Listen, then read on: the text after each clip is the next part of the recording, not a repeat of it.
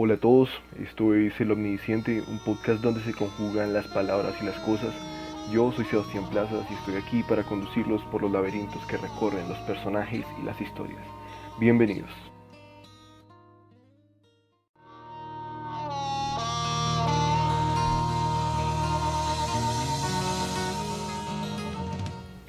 Hola a todos, sean bienvenidos a este primer episodio del podcast. Este episodio lo he denominado El Origen. Bueno, y la idea del podcast nace de ese deseo y esa necesidad visceral en mí de contar historias. Soy una persona que he sido narrador, que he estado presente y me gusta mucho conocer historias y relatarlas o transmitirlas. Me parece que esa necesidad de asombrarse con las cosas es algo que nos mantiene humanos. No soy mucho de la gente, o sea, no me gusta conocer a gente de forma grande o en grupos grandes, no soy de farras, marica, soy un monje, podría decirse de alguna u otra forma. Últimamente estoy tratando de dejar los vicios, pero mis vicios nunca fueron vicios sociales. No soy un fumador social, sino vicios solitarios. Duré un tiempo que duré fumando muchísimo y embriagándome igual. Pero no era como ese estúpido que se embriaga para que lo vean o como por hacer espectáculos, sino que me embriagaba por el mero placer. Y soy una persona muy solitaria. Con la gente que comparto es porque de alguna u otra forma veo cosas en ellos que me invita a permanecer ahí, pero por lo general no comparto mucho con la gente. Soy una persona muy de gustos personales. Es por ello que desde que entré a la universidad y ahora que estoy cerca de graduarme, he conocido muchas cosas en los libros, en la música, en las películas, y algo que me llama mucho la atención son los personajes. Personajes que hacen algo o que tuvieron un fragmento de su vida de manera extraordinaria y que merece ser contado. Siento que en mi vida, pese a que lo que les comento no soy mucho de la gente, varios episodios de mi existencia sí han sido interesantes o dignos de ser contados o transmitidos a la gente, y pues por eso es que nace este podcast. Este episodio va sobre mis primeros días desde mi nacimiento en una ciudad en Boyacá, Colombia.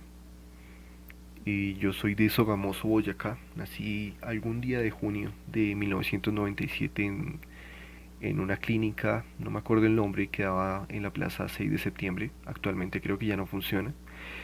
Y no sé por qué nací allá, si mis papás toda la vida o durante su trabajo habían estado era acá en Duitama. Actualmente este podcast lo estoy grabando desde Duitama. Y toda mi existencia o gran parte de ella la tuve acá en Duitama, a excepción de la universidad que estuve en Tunja. Cuando nací fui el único hombre entre cuatro mujeres, entonces siempre tuve que aguantarme el típico chiste cristiano de bendito entre las mujeres, y como que esa extraña sensación de sentir que mi mamá y mi papá, mi mamá más que todo, estaba más pendiente de mí que de mis hermanas. No por machismo, no por eso, sino como porque soy el único hombre entre cuatro hijas que tiene. Cuando fui bebé, yo era un bebé muy inquieto, era muy juguetón, era muy loquito, por decirlo así. Tengo muchas historias, por ejemplo, una en una ocasión, mi mamá siempre nos sacaba en una sábana frente a la casa. Ella tendía la sábana en el potrero y nos dejaba ahí. Y venía a hacer alguna cosa en la casa y luego estaba súper pendiente de nosotros. Ella en general siempre ha sido muy celosa con nosotros, muy pendiente. Entonces ella me contaba que en esas ocasiones yo muchas veces me salía de la sábana, era un niño muy de conocer, me gustaba jugar con los animalitos, con los perros, con gatos, todo lo que hubiera. Yo era muy, como que me abría mucho al mundo en esa época.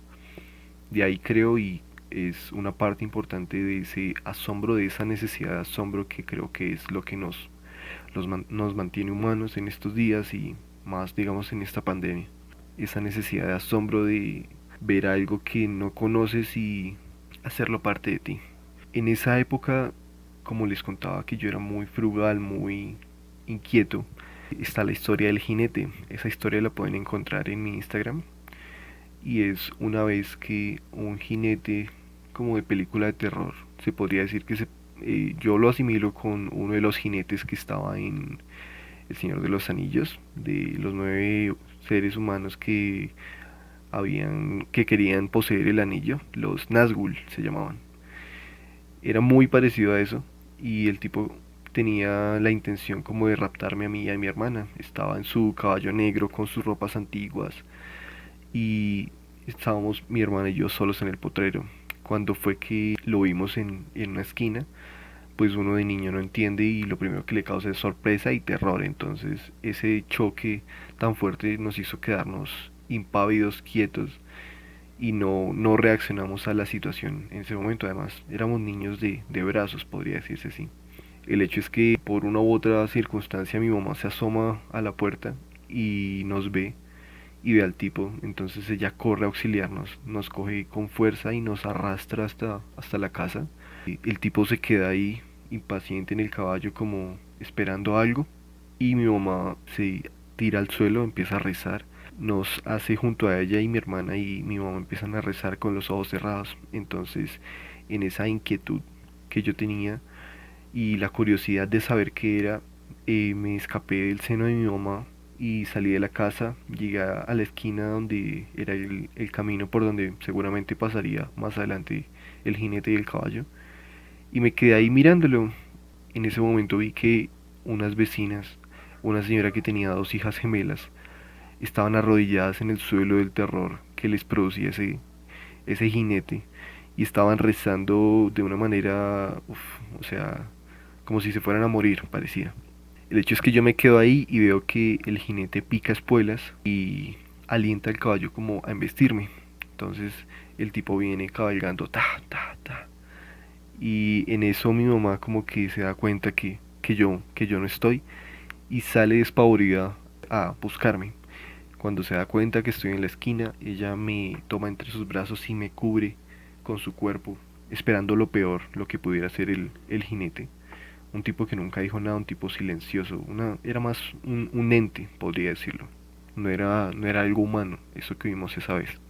El jinete al ver esto como que se siente impotente porque no puede hacer nada, o sea, él podía atacarnos en la inocencia de estar mi hermana y yo solos, pero como mi mamá nos protegió, ahí no pudo hacer nada el tipo, o sea, él no venía por ella. Siguió cabalgando, llegó hasta la esquina, le pegó en las costillas al caballo, el caballo se levantó en las dos patas y desapareció. Esa vez me acuerdo mucho de la historia porque me marcó demasiado en esa etapa y mi mamá siempre me reclamaba eso mismo, que yo era muy inquieto, muy loquito y que ella de alguna u otra forma no podía ejercer el control que quería sobre mí. Esa fue una de las historias que me pasó en esa época y aún hoy. Aunque se ha reducido por las prohibiciones que hay, mi papá siempre ha sido un fanático de los toros, un tipo que ama mucho la tauromaquia y como que ve en eso un arte, cosa que no comparto con él y que en más de una ocasión nos ha hecho discutir largamente sobre eso. Pero él es una persona ya mayor, entonces él no cede en sus convicciones sobre eso. Entonces, en una de esas, me acuerdo que él trabajaba en la plaza de toros de acá, de la ciudad donde vivo, y era previo a la temporada. Entonces en la plaza de toros tenían que cuadrar la arena, limpiar por decirlo así, las jaulas donde se iban a guardar los toros y como que hacer todos los preparativos para el show sangriento, el show sangriento que monta esa gente cuando es la fiesta de los toros y que mucha gente se enorgullece de eso, pero a mí me parece que es una vulgaridad. Cuento aparte, él me llevó un día a ese trabajo que estaba haciendo en la plaza de toros, entonces él estaba arreglando la arena en la plaza y el tipo despreocupado me dejó a mí en las gradas. Yo no sabía y yo era un niño, apenas estaba conociendo las cosas y yo era muy inquieto, entonces yo no me quedé donde él me dejó y él estaba tan embelesado, tan pendiente de lo que estaba haciendo que no se fijó de mí, no estuvo pendiente de lo que yo estaba haciendo. Entonces en uno de esos momentos yo gateando y a duras penas aprendiendo a caminar, llegué a una baranda y al mirar hacia abajo me acuerdo que me impactó demasiado porque se veían toros correr. Yo no entendía eso. Entonces cuando yo veo los toros abajo en el redil, el corral, no me acuerdo cómo se llama, yo me aterrorizo y me tiro hacia atrás y me pongo a llorar. Entonces él se da cuenta, pues porque yo lloraba con mucha fuerza, por decirlo así, y me coloca en un lugar más cercano a donde él estaba y que yo no tenía oportunidad de lastimarme de alguna forma. Cuando llegamos a la casa yo no podía hablar, pero me acuerdo mucho de la historia, que le decía a mi mamá como que no, que la pasamos bien y creo que en el camino me compró algo para alivianar de alguna u otra forma ese llanto y que mi mamá no se diera cuenta de lo que había pasado. A ella nunca le gustó que él me llevara a ese espectáculo tan brutal y ella siempre se opuso a que yo fuera torero porque él siempre, el sueño de él cuando era niño y que quería lo mismo para mí, pues yo obviamente me opuse, era que yo fuera torero. Entonces siempre era como mostrándome que César Rincón, qué tal. No me acuerdo ahorita los nombres de los españoles y decía que eso era valentía, que, o sea, una estupidez. Yo podría decir que eso es como una expresión de lo que se consideraba antes como el hombre, porque era un tipo enfrentado a una bestia, sí. Pero ahora uno que lo piensa se da cuenta que es una pelea injusta porque el toro es cegado, en los ojos le echan vaselina, no se puede defender totalmente porque en los cachos, la punta de los cachos es limada, o sea, no tiene oportunidad de herir tan de gravedad al torero, aunque en algunas corridas sí pues, pasa. Y aparte de eso, la fuerza vital del toro es diezmada con una espada que se le, o varias espadas que se le clavan en la espalda para bajar ese flujo sanguíneo y que el animal esté, por decirlo así, como más dócil, ¿sí? Además de eso, el animal, al embestir, el animal no embiste a la persona, sino embiste es un bulto. Entonces, eso es lo que le permite al torero esquivar el embiste del animal cuando se le lanza y me parece que antes que un héroe es un cobarde al asesinar un animal que no se puede defender y que no está en el pleno uso de sus capacidades naturales, ¿no? Otra de las historias y que recuerdo con mucha claridad es una ocasión en que estábamos con mi hermana en el segundo piso, cada uno en su corral. Nosotros teníamos corrales separados porque yo era muy inquieto con ella, le jalaba el cabello, era desagradable realmente. Pero pues era un niño, yo no tenía control de eso. Entonces mi mamá como por un sexto sentido le dio una picada, una intuición. Sube a revisarnos, estaba haciendo el almuerzo o alguna cosa. Sube a revisarnos y, oh sorpresa, que Sebastián está jugando con un alacrán negro y que el animal, no sé por qué al día de hoy no me alcanzó a picar. Mi mamá aterrorizada y como en shock me levanta y a mi hermana y nos saca. Y después no tengo idea cómo mató al animal y ella me contaba como que yo estaba jugando como si fuera un animalito que no fuera indefenso, ¿sí? Cuando esos animales perfectamente en el aguijón, el veneno que tienen podría matar un cerdo pequeño, o sea, imagínese lo que le podría hacer a un niño. En esa ocasión me salvé de eso que pasó, me acuerdo mucho de eso. También yo era una persona, era un niño loquito, raro, entonces en otra ocasión a mí me gustaba tirarme por las escaleras porque en esa etapa de la vida uno no siente tanto el dolor como la adrenalina. Yo más que el dolor de pegarme con la escalera me gustaba era el girar en la escalera y llegaba al primer piso y en la sangre yo no veía nada, pero mi mamá siempre ha sido muy escandalosa con la sangre, entonces se preocupaba muchísimo y me regañaba y me acuerdo mucho que era ese típico que a uno le colocaban como carne en la frente donde tenía el chichón del golpazo que me había pegado o tomate o papa molida y tengo varias fotos así.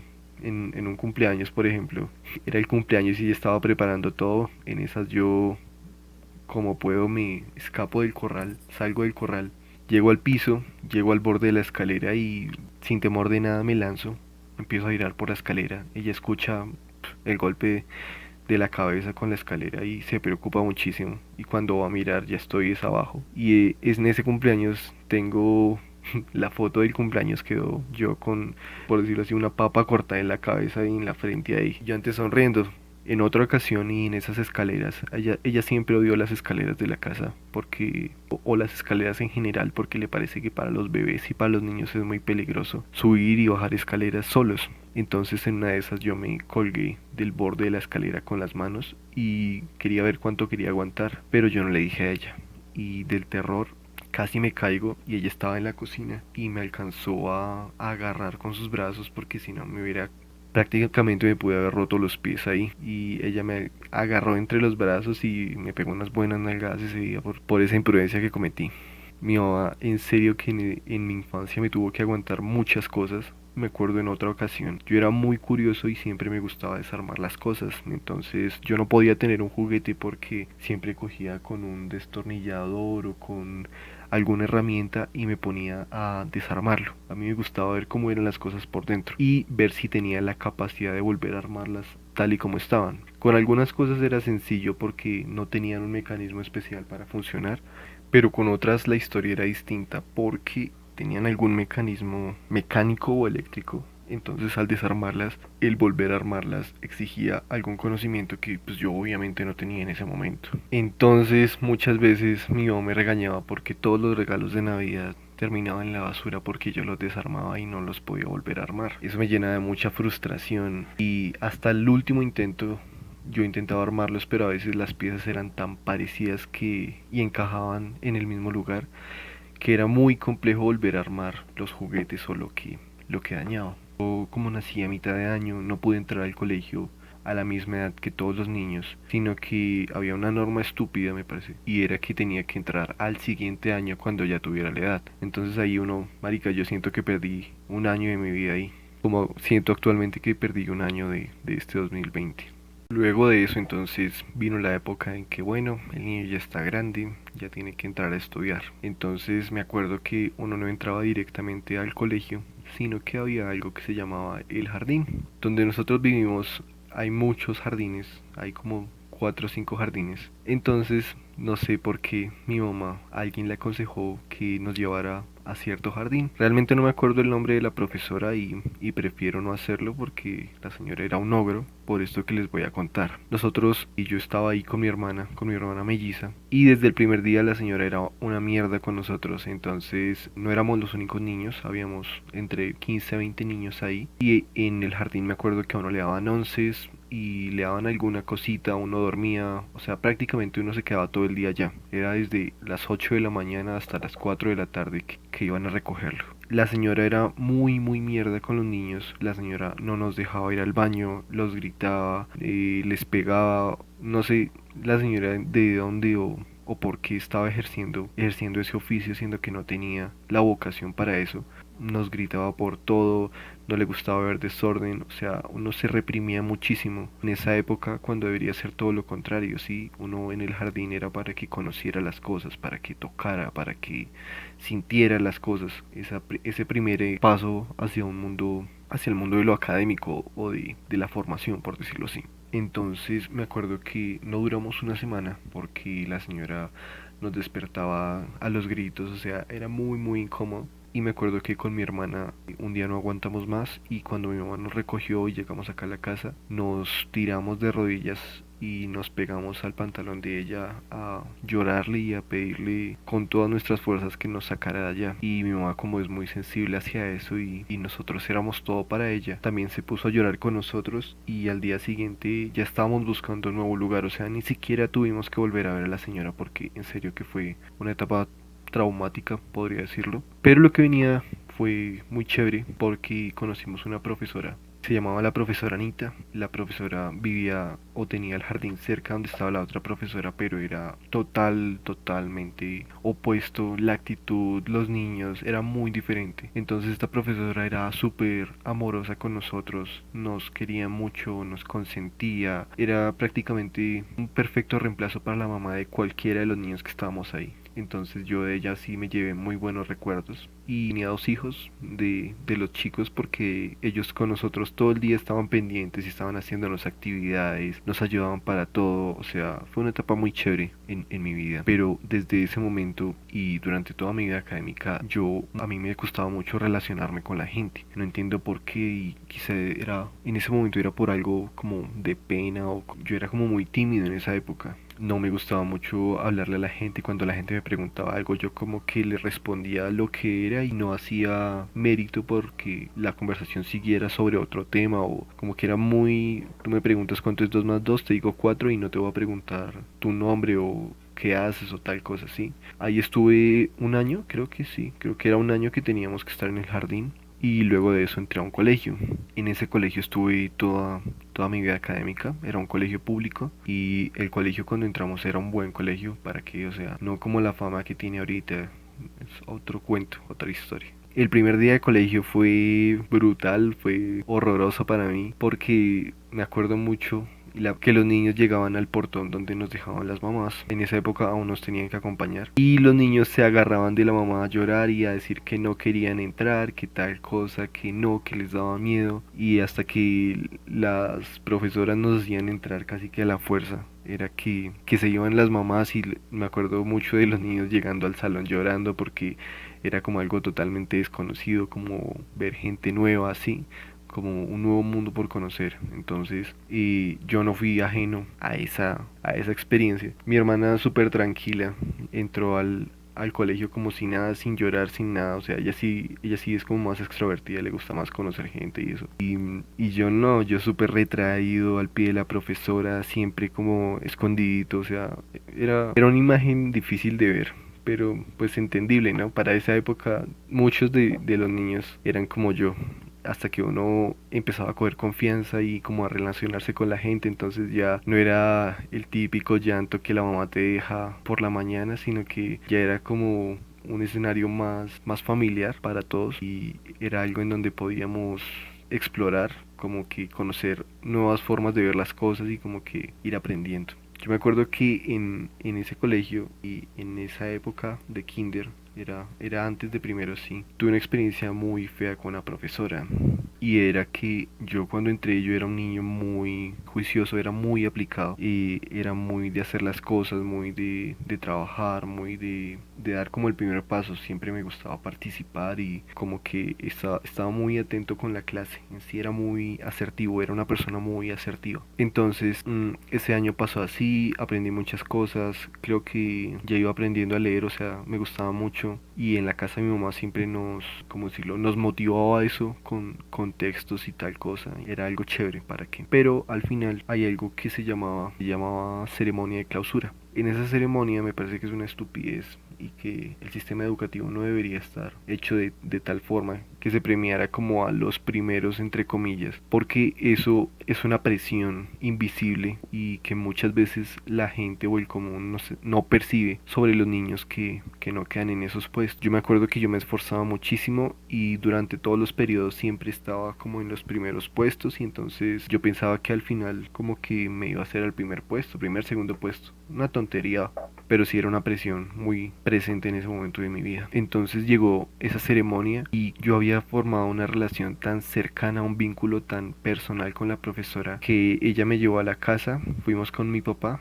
Ella me colocó una toga roja brillante, súper bonita, y un birrete, se llama eso, sí, un birrete negro. Y pues yo estaba súper emocionado porque como el honor, o sea, me parece una estupidez ahora en ese momento, pero en esa época era algo importante. Como el honor, el logro de todo el esfuerzo que uno había hecho durante el año se veía reflejado era en esa ceremonia final. Y durante todo el colegio pasó lo mismo. Y me acuerdo que fue tan traumática esa experiencia porque, bueno, ella me colocó el birrete, la toga, fuimos al salón donde iban a hacer la ceremonia. Y llegamos, entonces empiezan a nombrar por micrófono como el protocolo estúpido ahí y tal. Y empiezan a nombrar por micrófono a los primeros puestos según cada curso. Entonces, cuando es la parte de mi curso, yo escucho que nombran a la profesora y como que me voy colocando de pie porque, o sea, súper orgulloso de lo que había hecho durante el año y yo pensé que había sacado el primer puesto en esa ocasión. Entonces, cuando en el micrófono dicen el nombre de una chica, yo como que, se debieron equivocar. Quizás o quizá quede en el segundo o tercero y nombran a otras dos personas, a otras dos chicas. En el colegio siempre se privilegió mucho como, o en los primeros años, no, y en todo el colegio como ese papel de la mujer, ¿para qué? No vamos aquí a decir mentiras. Entonces yo quedé como tan falto de todo, tan impotente ante lo que estaba pasando que mi reacción natural y lo único que pude hacer fue llorar. Entonces me puse a llorar desconsoladamente, le lloré a mi papá, él se enojó muchísimo, yo me quité la toga y el birrete ahí mismo y ni siquiera fuimos a la casa a devolvérselos, sino que yo se los tiré a la profesora. Y en ese momento hubo un punto de inflexión en el que siento que mi vida dio un cambio total de 180 grados, Entonces en ese momento yo perdí la esperanza de todo y perdí como ese niño tierno y tranquilo, como súper apegado a las normas, que hacía todos los trabajos, y me convertí en una persona completamente diferente para el siguiente año. El siguiente año también lo hice en ese colegio, era primero, y yo me compadezco mucho hoy pensándolo de la profesora que fue mi directora de grado, porque esa señora, o sea, media cabeza llena de canas la tienes por mí.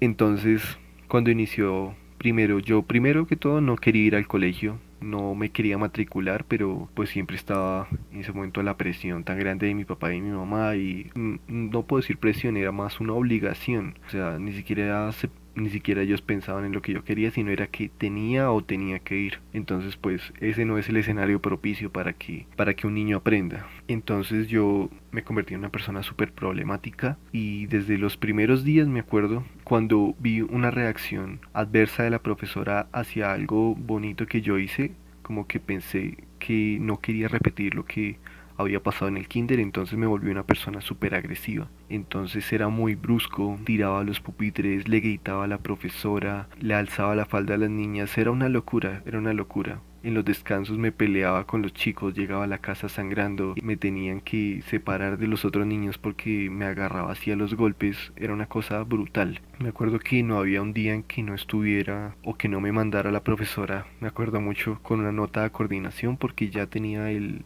observador, que era como donde llevaban esa historia académica de uno, esa historia académica disciplinaria de uno, lo tenía lleno de anotaciones, entonces ya finalmente me tenían que llevar a coordinación. Fueron tantas y fue tan seguido que yo iba a coordinación que me hice amigo de todo el personal directivo del colegio. Hay una coordinadora de la que me acuerdo con mucho amor porque ella durante esos 12 años que duré en el colegio estuvo muy pendiente de mí y siempre fue una amiga y estuvo súper presente en toda mi vida. Ella era coordinadora académica, pero pues ahí ella no podía hacer nada porque mi problema era de disciplina, ¿no? Entonces tenía que ir donde una coordinadora disciplinaria, era una señora como de rasgos muy finos y que tenía una personalidad muy fuerte. O quizá era así conmigo, pues por esas actitudes tan feas que yo tenía. Entonces todos los días tenía que estar allá con la coordinadora, que Sebastián hizo tal cosa, que Sebastián le pegó a tal persona, que Sebastián dijo tal cosa, que Sebastián, o sea, eran solas quejas, solas quejas. Incluso muchas veces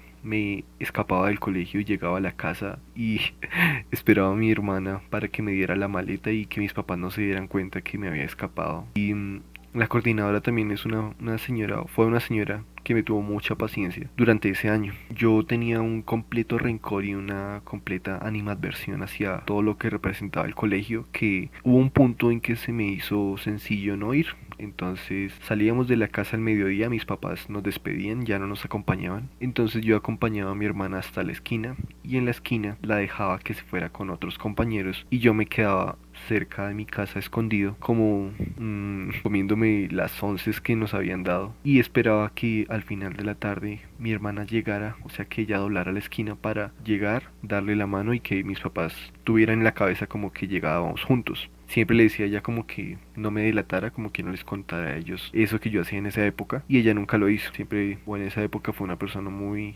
prudente en cuanto a lo que yo hacía. En una ocasión, me acuerdo muy bien, mi mamá salía a las 2 para el trabajo, nosotros nos íbamos al colegio a las 12 mediodía, ella salía a las 2 de la tarde, entonces estaba despidiendo a mi papá en la puerta y desde donde yo estaba escondido podía ver la casa. Entonces yo como una ratita a hurtadillas me quedaba mirando hacia la casa, como que le hacía coquitos a mi mamá, como con esa intención inconsciente de que me descubriera, ¿sí? Entonces es el momento en que mi mamá da la vuelta y al ver movimiento en donde yo estaba escondido se da cuenta que era yo y ella no lo cree y me grita Sebastián y yo como que de la impresión me asusté muchísimo y yo no respondí. El hecho es que ella viene corriendo hacia donde yo estoy y yo al ver que me había descubierto, al verme descubierto, lo único que hice fue correr. Tenía una maleta súper pesada. Esa imagen de los niños cargando como una maleta del ejército, ese era yo. Yo tenía dos maletas, tenía una maleta de mochila y tenía, bueno, una maleta de espalda y tenía un portafolio. Me acuerdo que era un portafolio de los Avengers. Estaba Aquaman y tal. Bueno, un cuento ahí aparte. Yo salgo a correr con eso, atravieso el potrero y empiezo a caminar a correr por un potrero de por una carretera descubierta y inconscientemente yo en un punto dejé la maleta del portafolio, lo dejé en el camino porque me pesaba muchísimo y me impedía correr. Volteé a ver y mi mamá lo recogió y cada cierta distancia yo tenía que sentarme a descansar porque el peso de los libros y la correteada que me estaba pegando mi mamá me agotaba. Entonces yo me sentaba a descansar y pensaba como no, ella ya como que dejó de correrme y se fue para el trabajo cuando a lo menos era que la veía aparecer ahí persiguiéndome. Entonces tenía que volver a correr. No sé por qué lo hice. El hecho fue que corriendo llegué hasta el colegio, llegué hasta las escaleras que eran la entrada del colegio y me senté a descansar. Estaba súper agotado, o sea, ya mis pies no me daban para seguir corriendo. En esas mi mamá aparece intempestivamente, de momento. Aparece enfrente y me coge de la oreja y me sube por las escaleras y lo primero, o sea, ni siquiera fue al salón, no, lo primero fue a coordinación disciplinaria, donde la coordinadora disciplinaria. ¿Cómo así que Sebastián no está viniendo al colegio? ¿Ustedes por qué no me avisaron? Ya llevaba tiempo, llevaba como 2, 3 semanas sin ir al colegio. Mi mamá súper enojada, gritándole a la coordinadora, ¿cómo así que ustedes no me avisaron? Él es un niño, como él no se manda solo, ustedes son los que tienen la responsabilidad de avisarme si él no viene, tal cosa. Y la coordinadora como que se enojaba muchísimo conmigo. Entonces en esa ocasión, me acuerdo que ese día del problema y de ver la cara de ira y de enojo que tenía la coordinadora, yo me fui al salón y como un santo angelito me quedé quietico. Pero eso no cambió en mucho las cosas porque yo seguía siendo vulgar, seguía siendo grosero con mis compañeros y con la profesora y súper de pelea, tal cosa. Ni siquiera hacía trabajos, o sea, yo era súper dejado, conchudo. Es tanto y llegó tan adelante esa situación que en una ocasión la profesora me mandaba con una compañera porque ella sabía que si me iba solo, pues obviamente yo no iba a entrar a la coordinación, sino que me iba a quedar por ahí jugando o haciendo maromas hasta que fuera la hora de salir. Entonces me envía con una compañera y me envía con una nota. Llego a la coordinación, la señora no está. Entonces mi compañera me dice como siéntese ahí, la espera y yo le entrego la nota ahorita que la vea. Yo me senté y como con ese rencor que tenía guardado por lo que había pasado en kinder, como ese odio hacia el colegio. En un momento entra la coordinadora, entra por detrás, estaba yo frente al escritorio de ella. El hecho es que la señora se sienta completamente en silencio, completamente. Me mira a los ojos y solo me dice una cosa, me dice unas palabras que toda mi vida me voy a acordar de eso porque sentaron un precedente inmenso en mi vida académica y en mi vida personal. La señora lo único que me dice y como su último recurso agotada de todo lo que había pasado durante ese año, lo único que puede decirme es o mejora o se va. Y yo me quedé tan absorto, me quedé en silencio, ella se paró y se fue. Siento que, ahora que lo pienso, siento que se paró a llorar porque como sentía esa impotencia de no poder ayudarme y de ver que por más esfuerzos que el colegio hacía en que yo mejorara, yo no hacía nada. Entonces yo en esa ocasión me quedé pensando y me cuesta pensar cómo un niño tan pequeño pudo ser tan consciente y tan presente de la situación, tan asumir tan bien lo que la señora me acaba de decir, que yo me quedé callado, yo no le dije nada. Y ahí algo en mi cabeza, algo se movió. Entonces yo salí del colegio, o sea, ni siquiera volví a la clase, salí del colegio, me vine para la casa y me encerré en mi habitación. Me quedé callado toda esa tarde. Luego llegó, por la tarde, llegó mi hermana con mi maleta y les contó a mis papás lo que había pasado. Ellos cuando vieron mi actitud no me dijeron nada, se quedaron callados, o sea, ellos ya en un punto dijeron como no, el estudio no es lo de él o cambiarme a otro colegio. No sé qué posibilidades habían pensado en ese momento, pero era final del último periodo, eran 4 periodos. Creo que estaba finalizando el tercero, como antes de iniciar el cuarto, y yo ahí fui tan consciente del esfuerzo tan grande que hacía mi mamá por tenernos a ambos estudiando y por darnos todos los útiles, los uniformes, dinero para las onces, todo lo que nos pedía el colegio a veces para actividades. O sea, yo fui muy consciente de lo que mi mamá había hecho por nosotros, que tomé una decisión radical y empecé a colocarme al día en todo lo que había fallado, absolutamente en todo. Entonces era la época en que primero me disculpé con la profesora, terminamos llorando en un pasillo y le prometí que no iba a volver a pasar nada de lo que ella vio y que yo era una persona completamente diferente. Entonces le pedí a ella que me hiciera una lista con todo lo que yo había dejado de hacer en el año y me quedaba noches enteras trasnochando, haciéndolos, trabajando. Mi mamá y mi papá no creían lo que estaban viendo porque ellos ya se habían resignado a que yo era una persona súper conflictiva para ese momento. El hecho fue que yo presenté todo, me arrepentí, le pedí perdón a muchas personas, a la profesora por todas las injurias que le pude haber causado. Y a final de año me llevé una sorpresa muy grata y fue ver mi nombre en la ceremonia y ver que había sacado el primer puesto. O sea, de llevar todo el año mal académicamente y disciplinariamente, de llevar el peor observador que posiblemente alguien había tenido en ese colegio para ese momento, de pelear con todos, de no hacer nada, cambió tan radicalmente mi actitud que me saqué el primer puesto en esa época, en ese año, y ahí vi mi esfuerzo reflejado en algo vano ahora me parece, pero vi que mi esfuerzo sí rindió frutos para ese momento y que todo lo que pasó me sirvió de experiencia para ser la persona en la que me iba a convertir. Entonces, durante toda mi vida académica, en primaria y en secundaria, al final de secundaria no tanto, pero durante toda la primaria siempre fui súper juicioso, súper aplicado, llegaba a la casa a hacer los trabajos, trasnochaba, presentaba, estudiaba, o sea, completamente diferente a lo que fui en ese año de primero primaria, porque valoraba el esfuerzo tan grande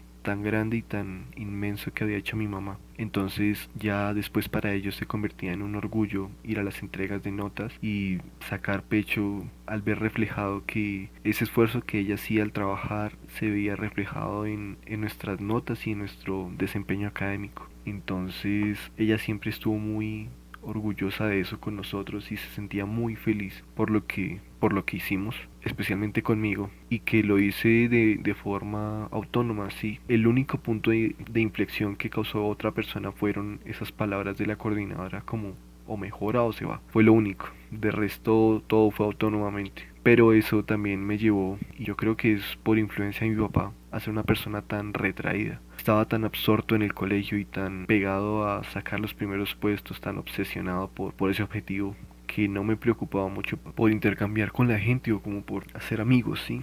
Entonces, pues a mí me parecía como algo superfluo, como yo soy el putas, puedo hacerlo todo, ¿sí? Como que en ese momento sentía que nada me podía detener y que solo lo podía lograr todo. Y no sentía la necesidad para ese entonces de tener amigos, aunque sí recuerdo que veía con cierta tristeza a la gente en los recreos departiendo con otra gente, charlando, hablando. Y yo como que solo ahí en mi mundito, ese mundito pequeño que me había creado y que me alejó de tanta gente que de una u otra forma me hizo parte de lo que soy hoy. En esa época me convertí en una persona muy envidiosa. Yo no prestaba cosas, trabajos, nada. Todo lo hacía solo. Cuando habían trabajos en grupo yo me acercaba al profesor y le decía que quería trabajar solo. Y la gente me miraba con esa molestia como de este tipo porque quiere trabajar solo, como que se cree superior a nosotros o qué. O sea, y en cierta manera en mi cabeza eso era lo que estaba. Una estupidez ahora que lo pienso porque sí me alejó de mucha gente que hoy pensándolo me hubiera gustado conocer. Y últimamente he tratado de separarme de eso, de esa órbita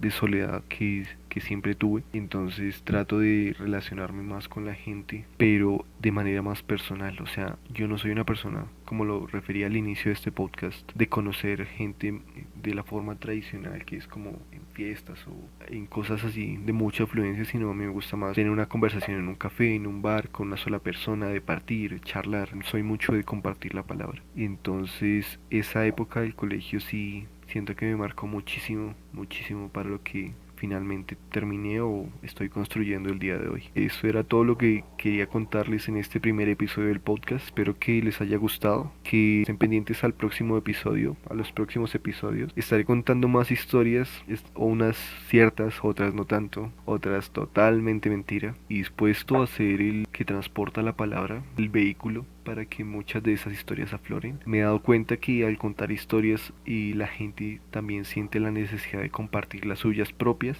y creo que la realidad, como decía Galeano, el mundo no está hecho de átomos, el mundo está hecho de historias y son las historias las que hacen la realidad en la que vivimos. Eso es todo por hoy, espero que les haya gustado y nos veremos en una próxima ocasión.